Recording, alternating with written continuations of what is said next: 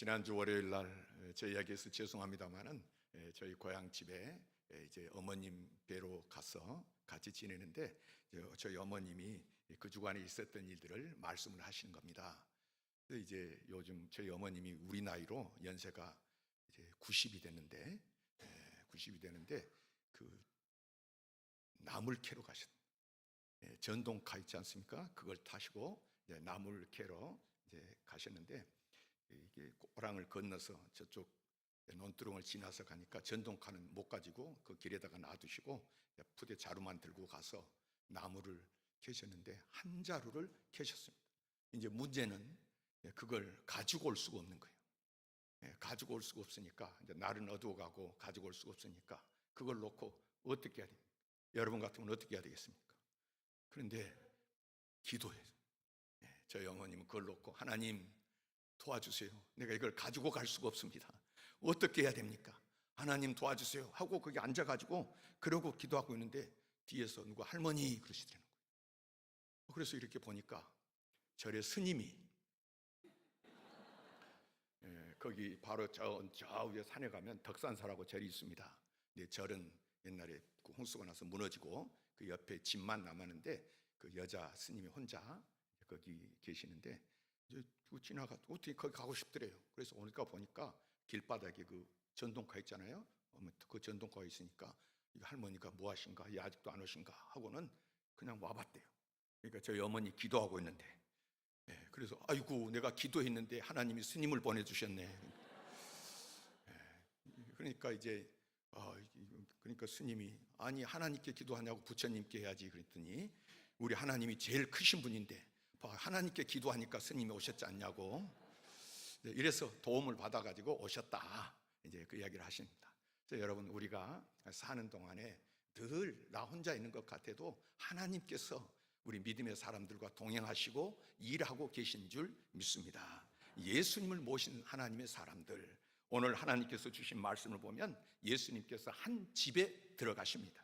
누구의 집이라고 말씀하십니까? 시몬의 집이라고 기록합니다. 그런데 오늘 본문과 병행 구절인 마가복음 1장 29절에 보면은 시몬과 안드레의 집이라고 말씀하시는데요. 시몬과 안드레는 한 형제입니다. 형제니까 이제 그 시몬과 안드레의 집에 그 예수님께서는 회당에서 나오셔가지고 야고보와 요한 그리고 다른 제자들과 함께 이 형제의 집에 들어가셨습니다. 안식일 날이죠. 안식일 날 회당에서 뭐 하시고 어떻게 하시다가 오시는지 성경에 기록하는데 예수님께서는 가르치셨습니다. 유대인들은 안식일 날 회당에서 모여서 랍비가 오면 랍비의 가르침을 받는 것입니다. 그날 또 예수님께서는 회당에서 말씀을 가르치시는데 여러분 아시다시피 그냥 말씀 가르치는 일이 쉬운 일이 아닙니다. 학교 선생님들 그 몇 시간 동안 계속 말씀한다고 하는 것이 얼마나 힘들고 어려운지 여러분 목장 예배만 인도해 봐도요 우리가 누구 사람 앞에 서서 뭔가 말하고 가르친다고 하는 일이 참 영적으로도 피곤한 일이고 육적으로도 굉장히 힘든 일입니다.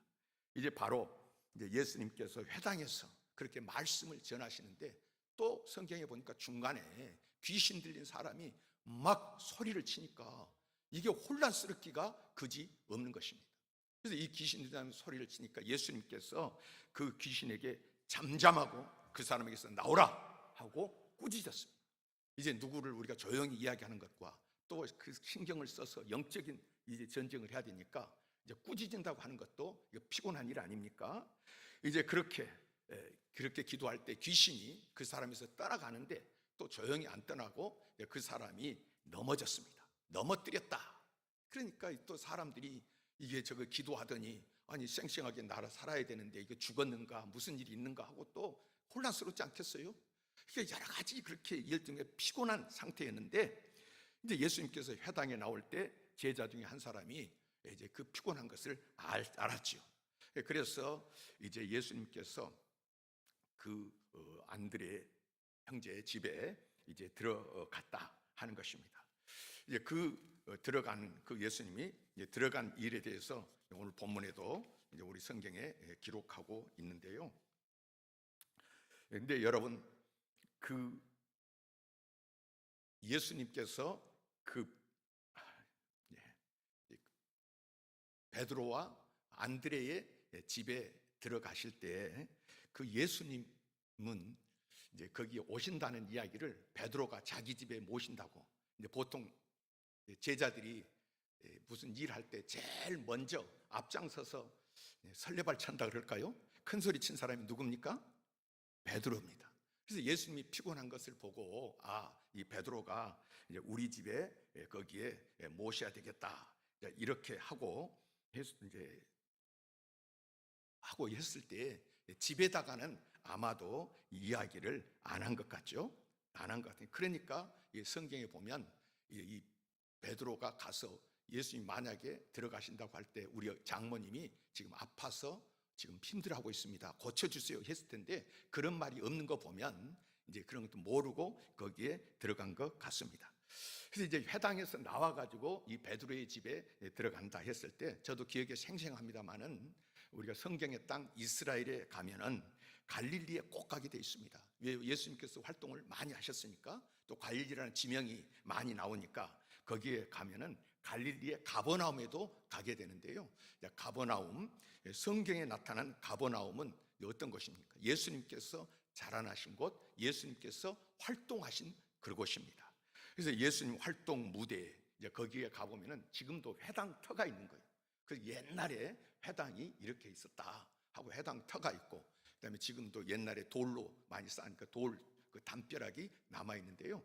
이제 거기서 조금 이제 나오면 조금 한 10m, 20m 그 가까이 있더라고요. 거기 보면 또 집이 큰 집터가 하나 있는데 베드로 집터라고 합니다.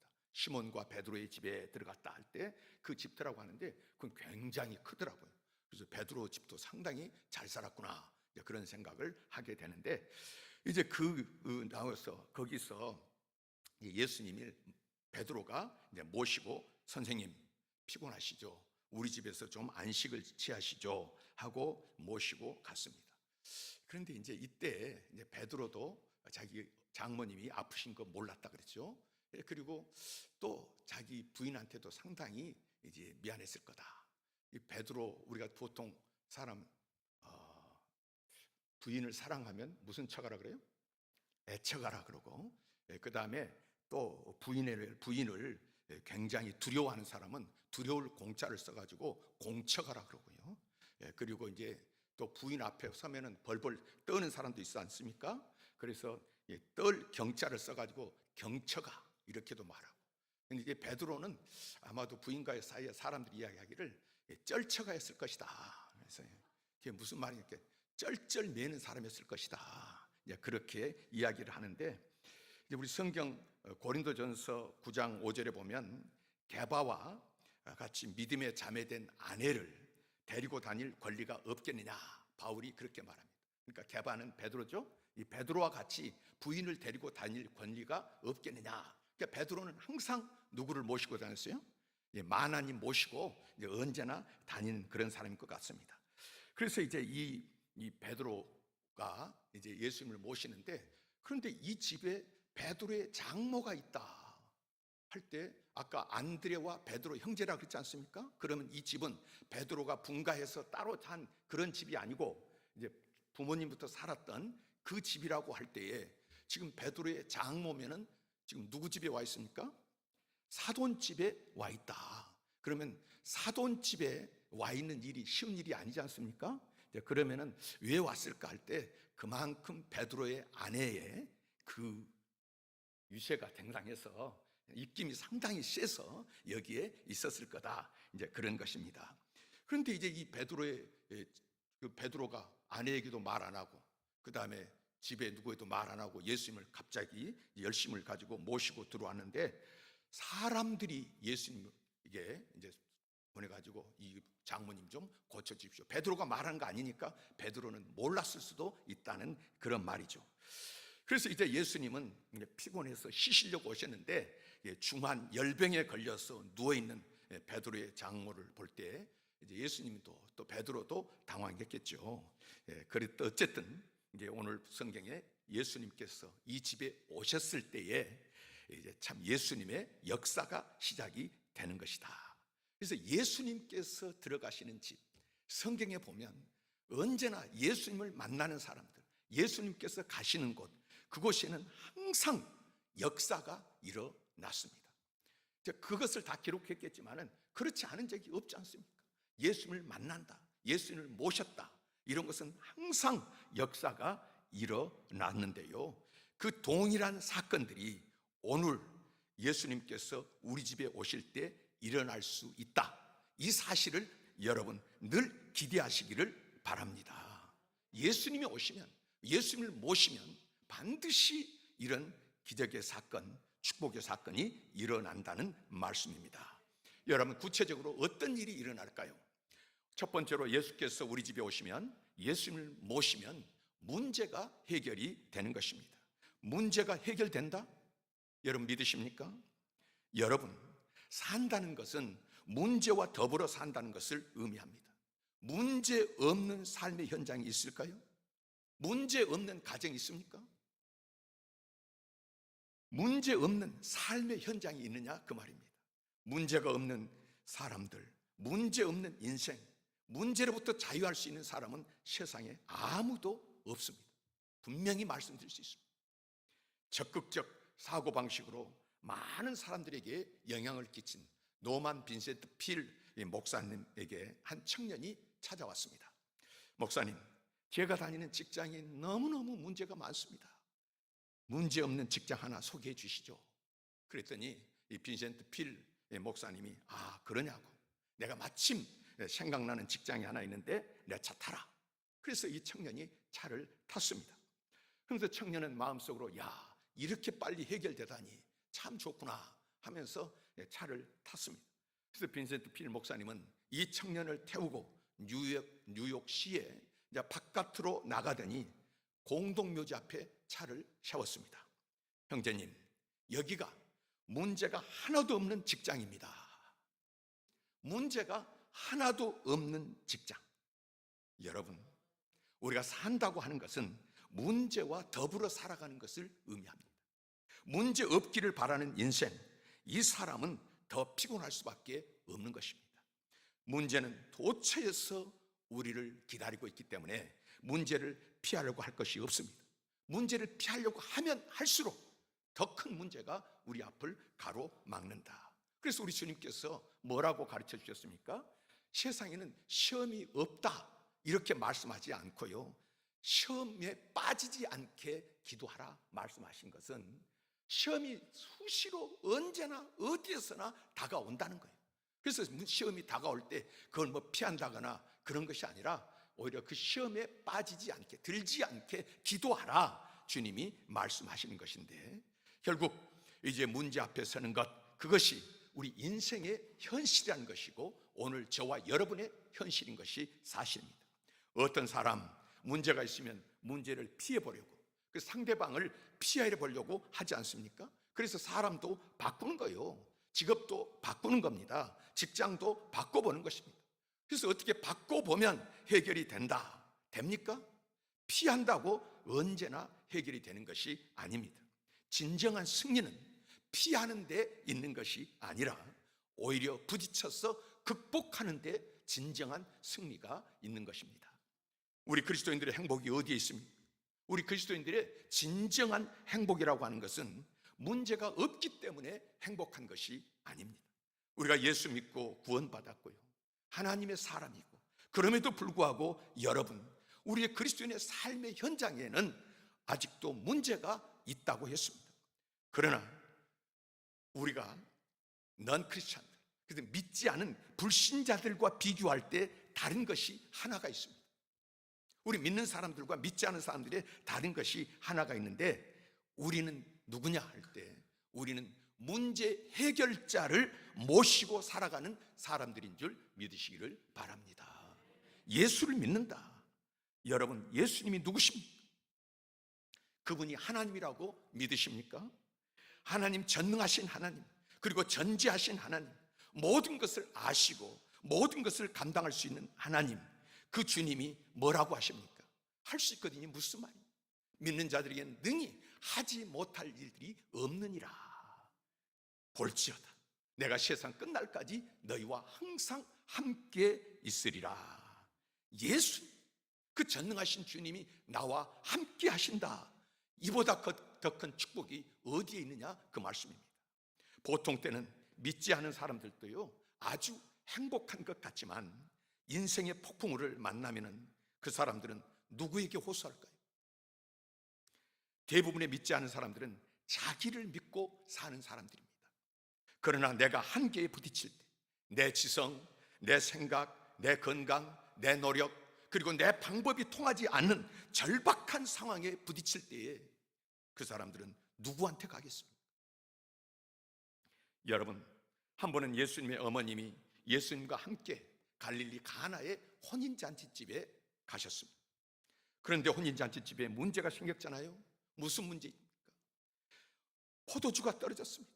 잔치집에 가장 중요한 메뉴 중에 하나가 떨어진 것입니다. 사람들이 당황하고 걱정했습니다. 그런데 걱정하지 않는 분 딱 한 사람이 있었습니다. 예수님 말고 그 다 걱정하는데 걱정하지 않는 사람은 마리아입니다. 예수님의 어머니 마리아. 왜 그랬을까요? 거기에 예수님이 계신 걸 알았기 때문입니다. 예수님이 문제 해결자인 줄 아셨기 때문입니다. 그 어머니가 뭐라고 하셨습니까? 그가 무슨 말씀을 하시든지 그대로 하라. 생각나십니까? 그가 무슨 말씀을 하시든지 그대로 하라. 해결됐습니까? 안 됐습니까? 언제나 누구에게나 문제는 있습니다. 여러분이 진심으로 여러분이 가지고 있는 그 문제를 가지고요, 정말 내가 어떤 진단을 받고 의사 선생님 앞에 가서 내가 이렇게 아픈데 하면서 그 마음의 중심을 있는 것 없는 것 다 털어놓고 이 문제, 이 병이 치료받기를 원합니다 하는 그런 진심한 마음으로 예수를 믿으면서 오늘 또 예수님이 계신다는데 교회 가자, 그리고 오늘 또 기도하자 하면서 그냥 막연한 기도가 아니고 인격자이신 살아계신 주님 앞에 히스기야가 편지를 써가지고, 하나님, 내가 이제 죽게 되었습니다. 하나님, 나를 보시옵소서. 인격과 인격으로 만나서 그 주님 앞에 내어놓음 같이 나가신 적이 여러분 있으십니까? 그분은 해결자이십니다.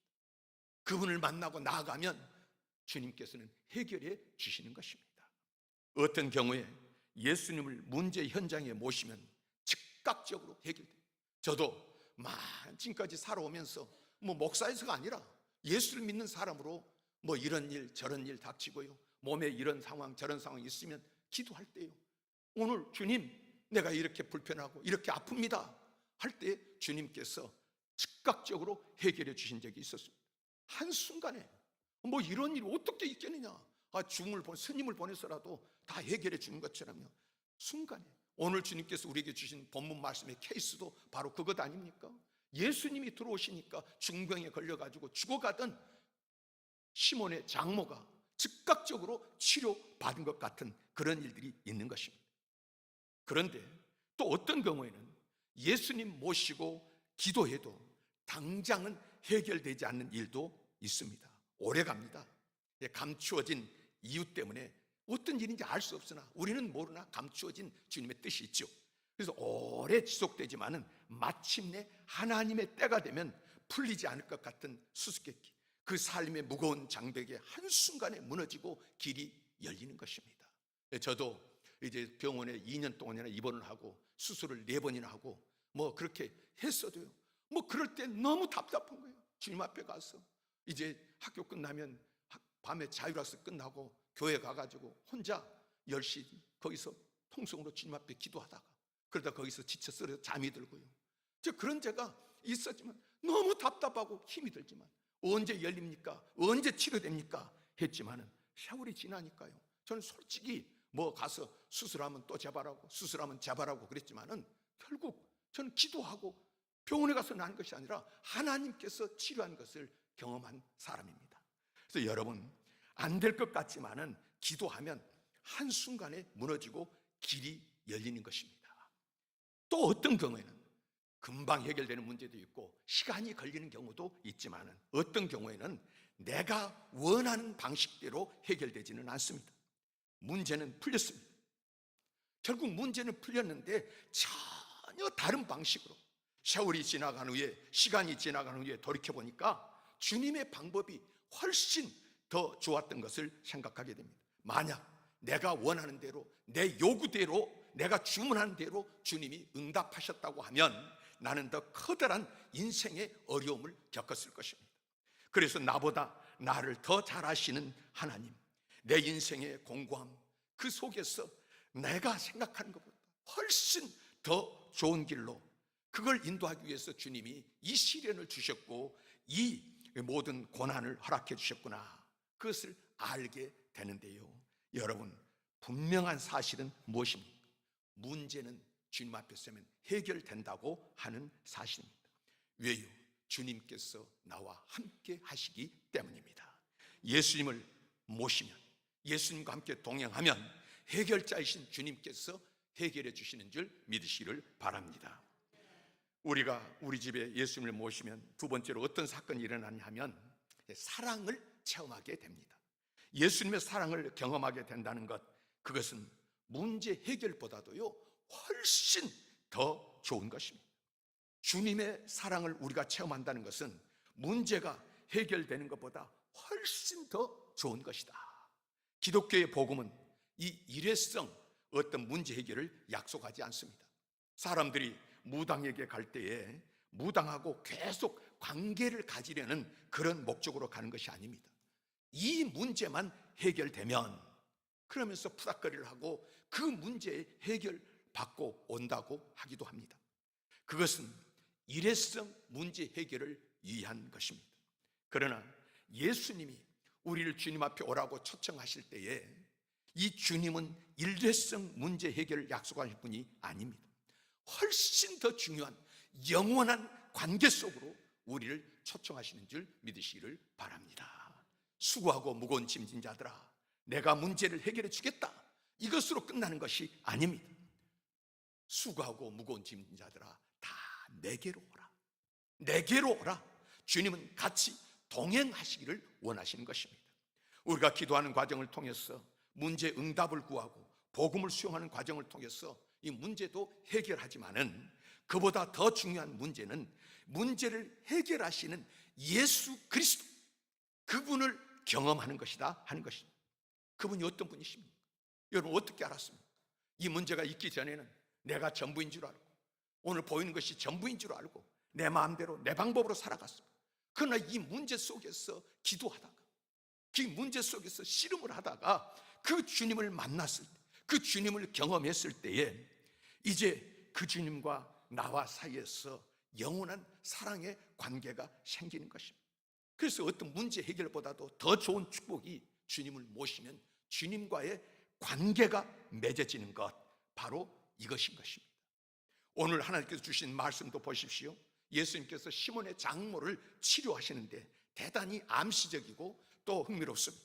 39절을 보면 예수께서 가까이 서서 열병을 꾸짖으신데 병이 떠나고 여자가 일어나 곧 그들에게 수종드니라. 여러분, 예수님께서 하신 방법은 여러 가지 방법이 있죠.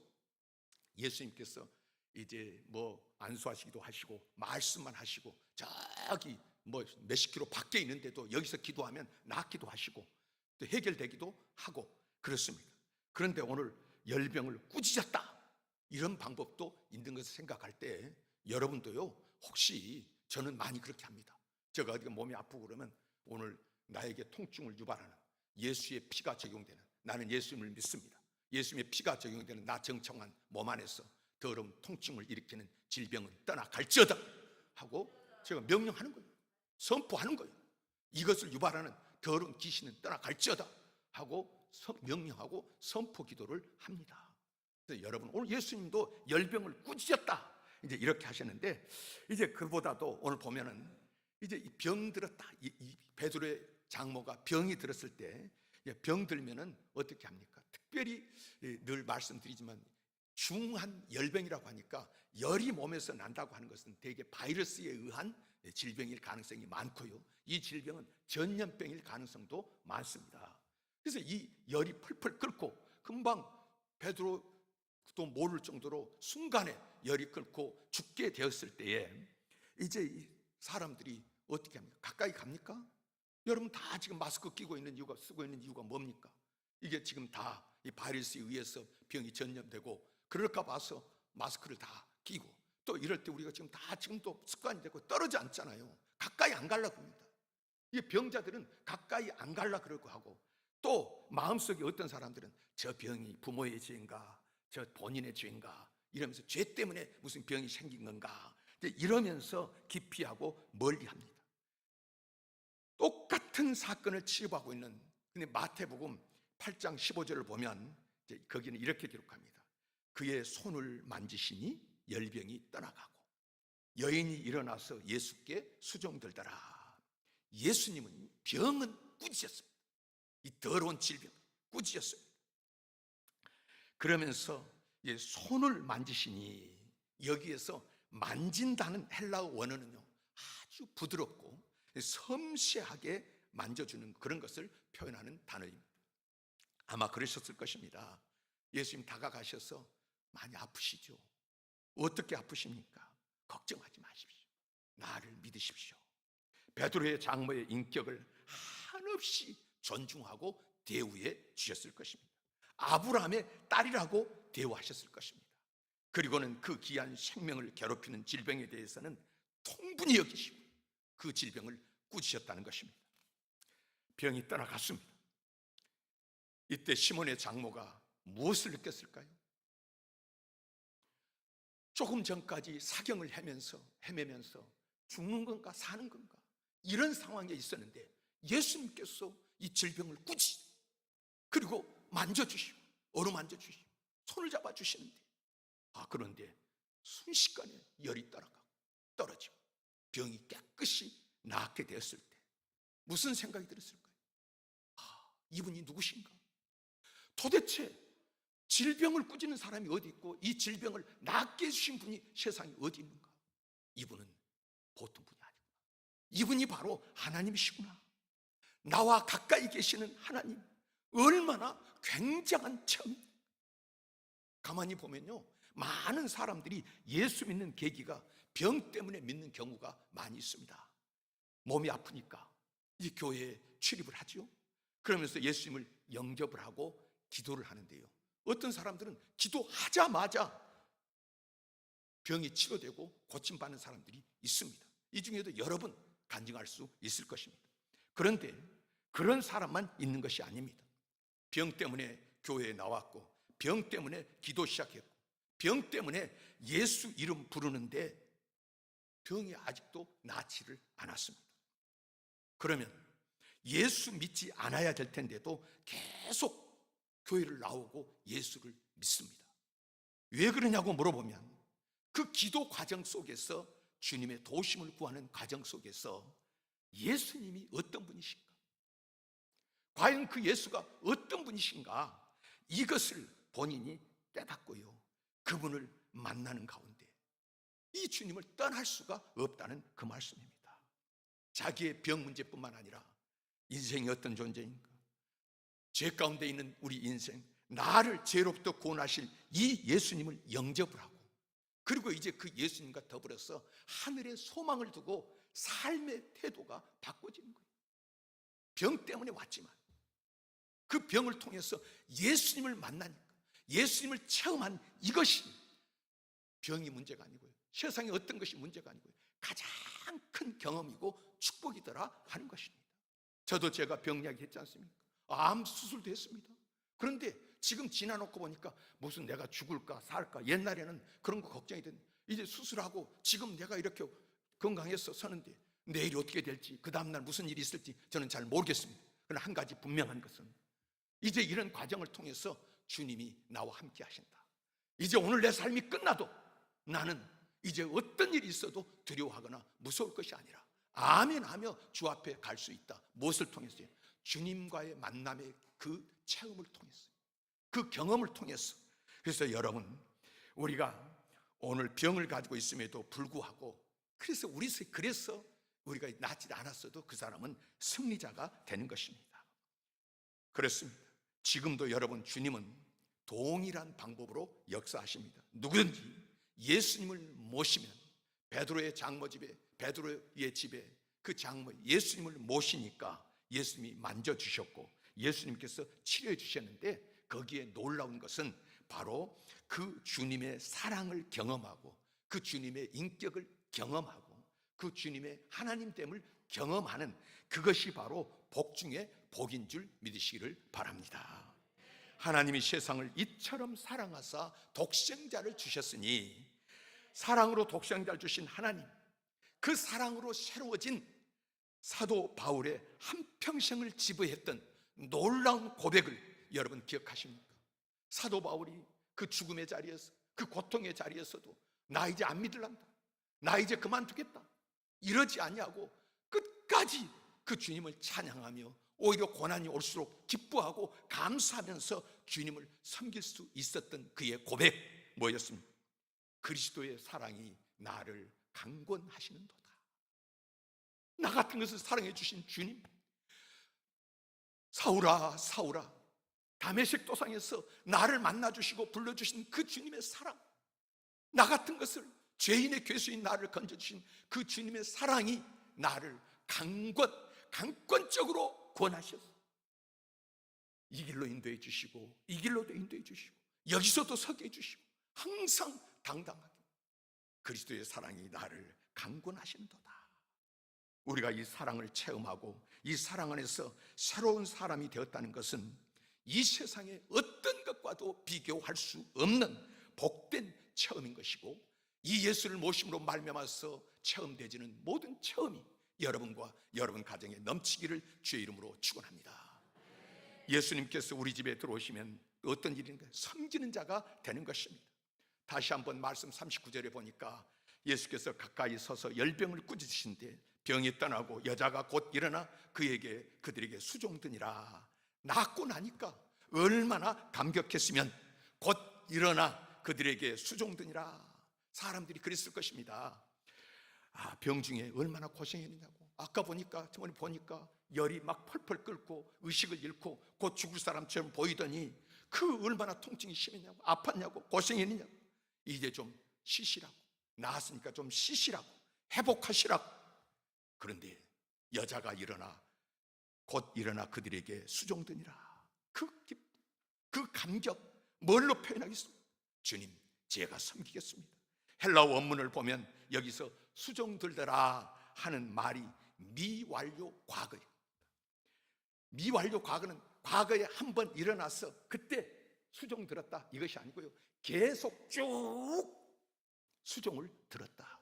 그래서 성경에 보면 예수님이 이제 십자가 지고 갈 때도 예루살렘 여인들아 나를 위해서 울지 말고 할 때 그 뒤에 따르던 여인들 속에, 그리고 또 성경을 보면 예수님께서 사역을 감당하실 때에 예수님이 어떻게 제자를 데리고 사역을 감당할 수 있습니까?